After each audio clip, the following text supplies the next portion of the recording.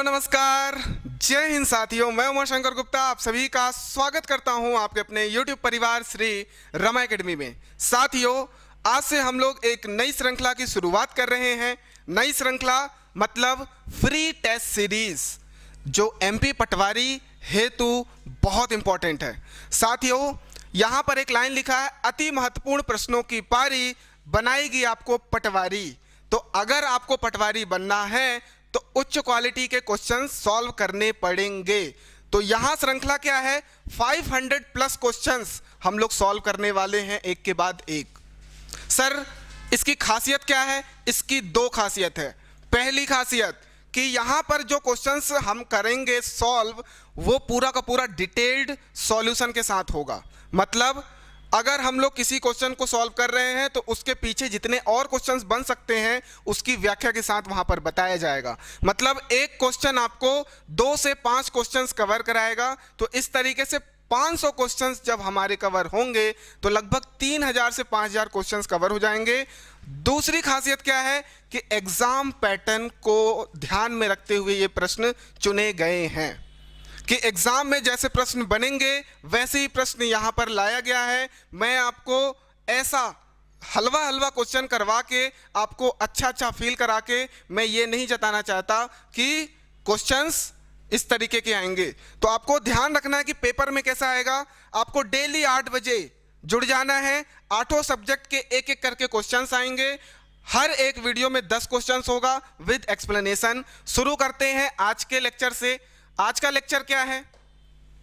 आज के लेक्चर में हम लोग हिंदी पर चर्चा करेंगे। हिंदी, ठीक, ये हमारा हिंदी #1 है, मतलब हिंदी का पहला वीडियो। ऐसे #2, #3 हमारे हिंदी कवर होंगे, साइंस कवर होगी, हमारा मैनेजमेंट कवर होगा, कंप्यूटर कवर होगा, मैथ, रीजनिंग, सारे सब्जेक्ट के एक एक करके हमारा वीडियो आएगा। इस तरीके से आपकी तैयारी 100% होगी और आप पटवारी बन जाओगे। क्लियर?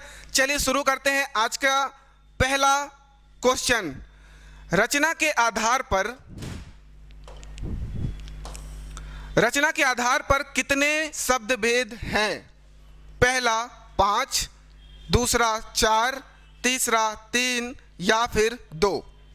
सबसे पहले ध्यान दो, यहां पूछ क्या रहा है कि रचना के आधार पर शब्द भेद कितने हैं। तो अगर जिन साथियों को आगे आंसर कमेंट में लिख दो, हम लोग आगे देखते हैं क्या है आंसर। तो रचना के आधार पर आंसर है 3 हमारा आंसर होगा कि रचना के आधार पर जो शब्द होते हैं वो 3 तरीके के होते हैं। पहला है रूढ़ या मूल शब्द, दूसरा है यौगिक शब्द, तीसरा है योग रूढ़ शब्द। इनको आपको नोट कर लेना है। अब एक कॉपी भी बना लो, इन क्वेश्चंस को लिखो, साथ में ये एक्सप्लेनेशन भी लिखते चलो। क्या होता है रूढ़ या मूल शब्द? तो साथियों, वे शब्द जो कि मूल शब्द हैं, जो कि किसी दूसरे शब्दों से मिलकर के नहीं बने हैं, वो कहलाएंगे मूल या रूढ़ शब्द। क्लियर हो गया? जैसे कि आम, गीता, पुस्तक, नदी आदि शब्द। यहां पर आम तो आम ही कहलाएगा, मूल शब्द है। परंतु अगर हम यहीं पे यौगिक शब्दों की बात करें तो 2 ऐसे शब्द, 2 मूल शब्द आपस में जुड़ के यौगिक शब्द बनाते हैं। जैसे कि पाठशाला, यहां पाठ जो है यह एक मूल या रूढ़ शब्द है, शाला जो है यह एक मूल या रूढ़ शब्द है। तो दोनों को आपस में मिला करके हमने क्या बना दिया? यौगिक शब्द बना दिया। इसी तरीके से महादेव, प्रयोगशाला, स्नानागृह, देवालय, विद्यालय, घुड़सवार, अनुशासन, ये सारे के सारे एग्जाम्पल किसके हो गए? यौगिक शब्दों के। क्या इतनी बात क्लियर हो गई? और हमारा तीसरा शब्द क्या है? योग रूढ़ शब्द। मतलब ऐसे शब्द जिनका अर्थ कुछ और निकले। मतलब कि अगर हम लोग ऐसे शब्द, जैसे कि उदाहरण देखो पंकज, जैसे कि उदाहरण देखो गजानन। तो गजानन हम किसे कहते हैं? जिसका सिर गज का हो। किसका सिर गज का है? तो गणेश जी का है। तो यहां पर गजानन किसको प्रदर्शित कर रहा है? तो गणेश जी को प्रदर्शित कर रहा है, किसी अन्य पर्सन को प्रदर्शित कर रहा है। ये शब्द किसी अन्य चीजों का अर्थ बता रहा है। जैसे कि दशानन, 10 सर हैं जिसके, मतलब रावण। रावण डायरेक्टली ना लिख करके इसने क्या लिखा, दशानन। समझ में आ रहा है। लंबोदर, लंबा है उदर जिसका, मतलब गणेश जी। कहने का मतलब ऐसे शब्द जिसका अर्थ कुछ और निकले तो उन्हें कहेंगे योग रूढ़ शब्द। क्या इतनी बात क्लियर हो गई? शब्द क्या कहला गए, शब्द के 3 हमने भेद देख लिए, रूढ़ मूल शब्द, यौगिक शब्द या फिर योग रूढ़ शब्द। नोट कर लीजिए, हम लोग आगे बढ़ते हैं। अगला क्वेश्चन, उल्लाला है क्या है? वर्णिक छंद, मुक्त छंद, मात्रिक छंद या पारंपरिक छंद? उल्लाला क्या है? कमेंट में जल्दी बताओ क्या है, कौन सा छंद है? तो आंसर है क्या, मात्रिक छंद। नोट कर लो, मात्रिक छंद।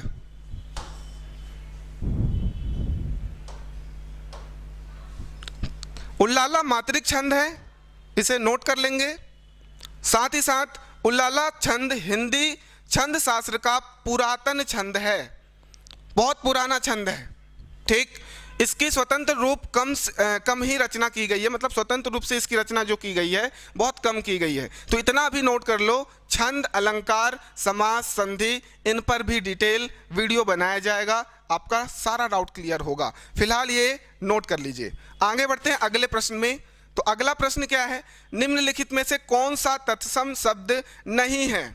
पहला अग्नि, भ्राता, आज्ञा या फिर किसान। कौन सा तत्सम शब्द नहीं है? मतलब क्या पूछ रहा है, तद्भव होगा। तो आंसर क्या होगा? आंसर होगा किसान। क्या है, तो क्या होते हैं तत्सम और क्या होते हैं तद्भव, इसे फटाफट देख लेते हैं। तो तत्सम शब्द क्या कहलाते हैं? ये संस्कृत के शब्द होते हैं। तत्सम, सम लिखा हुआ है मतलब समान। संस्कृत के वे शब्द जिन्हें हिंदी में डायरेक्टली ले लिया गया है, बिना कोई चेंज किए हमने हिंदी में डायरेक्टली यूज करना चालू कर दिया, उन्हीं को हम बोलते हैं तत्सम शब्द। तद्भव क्या कहलाते हैं? वे शब्द जो संस्कृत या प्राकृत से निकल के आए हैं और उनका रूप बदल दिया गया है, मतलब बोलते बोलते अब उनको नया शब्द बना दिया गया, लेकिन निकले किससे हैं, ओरिजिनेट किससे हुए हैं? संस्कृत से ओरिजिनेट हुए हैं या प्राकृत से ओरिजिनेट हुए हैं। वो शब्द क्या कहलाएंगे? तद्भव कहलाएंगे। क्लियर है? तो किसान क्या है? किसान एक तद्भव शब्द है। किसान क्या है? किसान एक तद्भव शब्द है। ठीक, अब यहां पर एक चीज और देखो, देशज शब्द क्या कहलाते हैं और विदेशी शब्द क्या कहलाते हैं, ये एडिशनल फैक्ट के रूप में याद कर लो, नोट कर लो। देशज शब्द वे शब्द जिनकी व्युत्पत्ति का पता नहीं चलता है कि कहां से व्युत्पन्न हुए हैं, प्राकृत से हुए हैं, संस्कृत से हुए हैं, किससे हुए हैं, विदेशों से हमने भाषा से ले ली क्या। तो ऐसे शब्द जिनके व्युत्पत्ति का ही नहीं पता है, प्योर देसी होते हैं, वो बोलते बोलते प्रचलन में आ गया, तो ऐसे शब्दों को हम देशज शब्द कहेंगे। विदेशी शब्द वे शब्द जो विदेशी भाषा से हिंदी में आ गए, उन्हें विदेशी शब्द कहते हैं। तो इसे आप लोग नोट कर लीजिए। यहां पर आपका आंसर क्या है? आंसर है किसान। बाकी के भी देख लो। अग्नि जो है ये संस्कृत भाषा का शब्द है जिसे तत्सम शब्द कहेंगे। अभी क्या कहते हैं अग्नि को? आग कहते हैं। ठीक, यहां पर भ्राता, आज्ञा, ये भी क्या है? संस्कृत के शब्द हैं जिन्हें हम लोग अभी भी क्या कर रहे हैं, इसलिए इसका नाम क्या हो गया, हम लोग तत्सम शब्द बोल सकते हैं, क्योंकि भ्राता को क्या बोलते हैं? भाई बोलते हैं। आ रहा समझ में? इस तरीके से आपको तत्सम तद्भव क्लियर रखना है और अच्छे से समझ के चलना है। ठीक, अगला प्रश्न बात करें, चौथा क्वेश्चन आज का।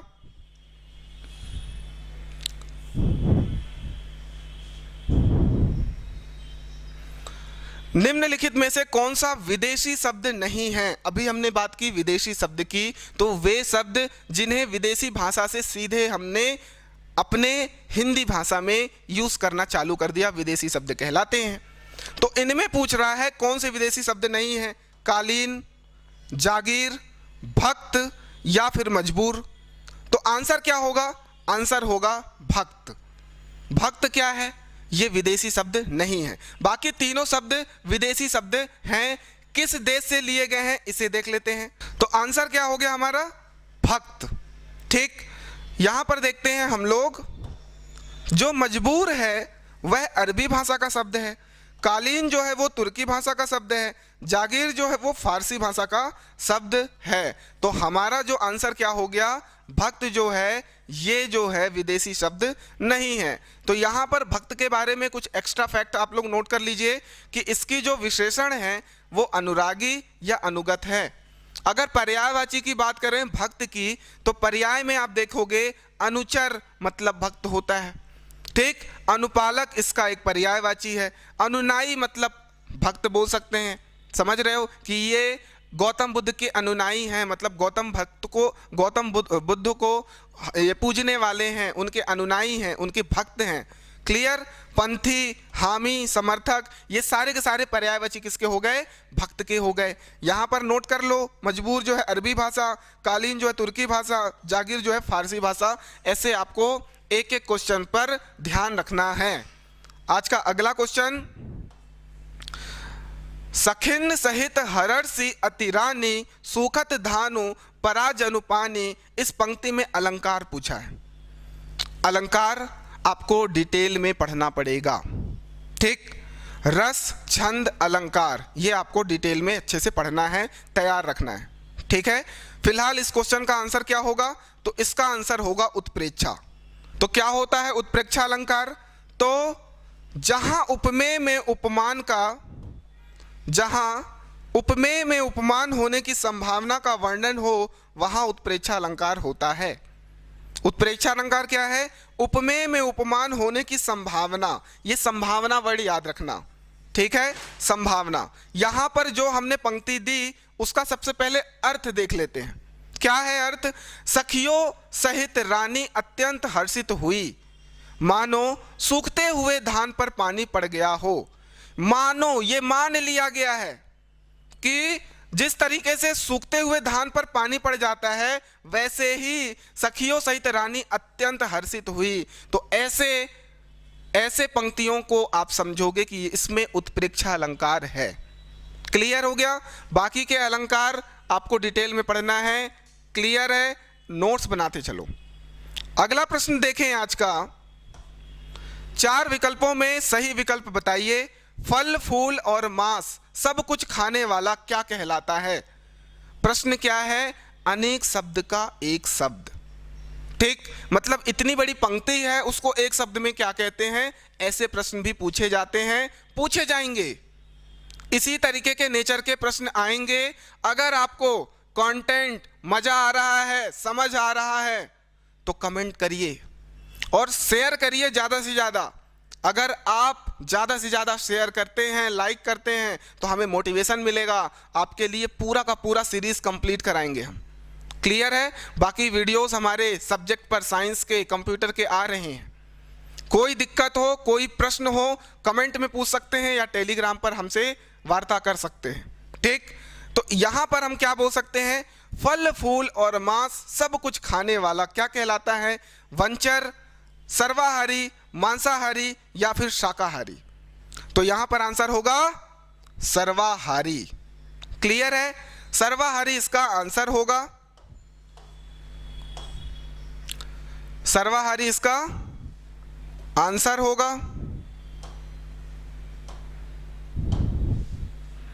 चलिए तो देखते हैं यहां पर मांसाहारी किसे कहते हैं। तो जो जीव मांस का सेवन करते हैं उन्हें मांसाहारी कहते हैं। अनेक शब्द का एक शब्द, जो जीव मांस का भी सेवन करते हैं वे मांसाहारी कहलाते हैं। अल्पाहारी, जिसका आहार सीमित हो, मतलब जो कम खाता है उसे अल्पाहारी कहते हैं। शाकाहारी, जो फल फूल खाने वाला है, जो मांस मछली मदिरा नहीं करता है, वो क्या कहलाएगा, शाकाहारी। तो इस लाइन की एक शब्द में अगर व्याख्या की जाए तो क्या बोलेंगे, सर्वाहारी। क्लियर। अगला क्वेश्चन, महामारी प्रचंड हो फैल रही थी इधर उधर, रेखांकित शब्द युग्म का सही भेद होगा। ये रेखांकित शब्द युग है, इधर उधर रेखांकित है, इसमें पूछ रहा है कि इसका शब्द युग बताइए, शब्द युग में बताइए। पहला है पुनरुक्ति शब्द युग, दूसरा है सार्थक निरर्थक शब्द युग्म, तीसरा है समानार्थक शब्द युग्म या फिर विपरीतार्थक शब्द युग्म। ये जो रेखांकित शब्द है इधर उधर, इनमें से किस शब्द युग्म से ये जुड़ाव रखता है? तो आंसर क्या बोलोगे? विपरीतार्थक। क्यों बोलोगे? क्योंकि यहां पर इधर उधर जो है, इधर उधर जो शब्द है ये एक दूसरे के विपरीत शब्द युग्म हैं। क्लियर हो गया? ठीक। इधर उधर का अर्थ मतलब यहां वहां किसी अनिश्चित स्थान की बात कर रहा है। आगे पीछे उल्टा हो गया, लेफ्ट राइट दायां बायां, ये सब क्या है? विपरीतार्थक शब्द युग्म है। ठीक। नेक्स्ट क्वेश्चन देखा है,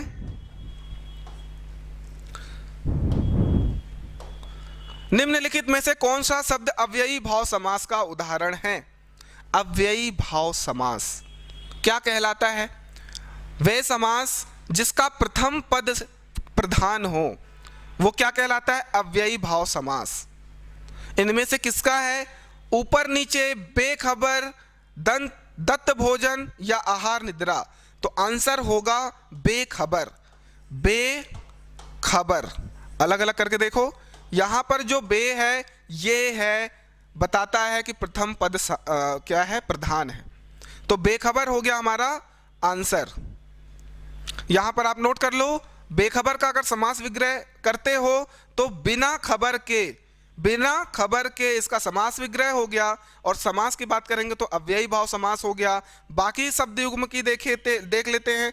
जो ऊपर नीचे है ये कौन सा समास हो गया? द्वंद्व समास। द्वंद्व समास क्या होता है? जैसे ऊपर और नीचे, ये और, तथा, ये इस तरीके के वर्ड अगर जुड़े हों तो हम बोलेंगे वो द्वंद्व समास है।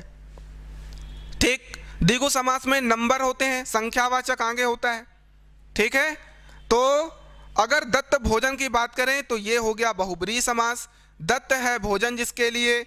अगर हम आहार निद्रा की बात करें तो यह है द्वंद्व समास। आहार और निद्रा, तो ये दोनों द्वंद्व समास हो गए। ये वाला हो गया हमारा बहुब्रीहि समास। क्लियर है? तो इनको आपको नोट करते चलना है। अगला प्रश्न की बात करते हैं, निम्नलिखित पंक्तियों में कौन सा रस है? रस की बात करना है। कौन सा रस है? सबते होय उदास मन, बसै एक ही ठौर, ताहि सो सम रस कहत केशव कभी सिर मोर। चलिए बताइए इसमें कौन सा रस है?